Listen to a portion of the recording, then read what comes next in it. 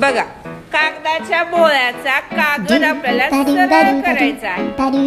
दोघांचा एक एक हाताचा वापर करायचा आहे. प्लेन करायचं कागद नीट. दुसऱ्याकडे लक्ष देऊ नका. आपापला खेळ सुरू करायचा.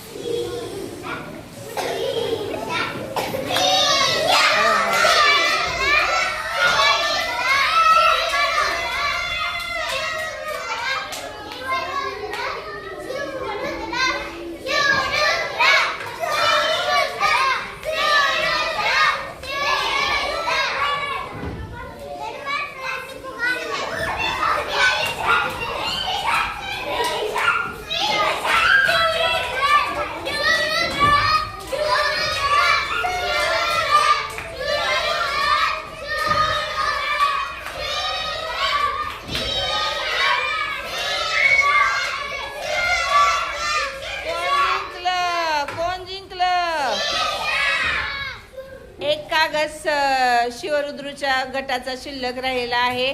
दोन्ही गटामध्ये विजयी कोण झालं? स्पीड शिवरुद्र आणि श्रवणचा होता, पण शेवटच्या क्षणाला खेळाची बाजी पलटलेली आहे. सर्वांनी विजयी गटाचं अभिनंदन करायचं.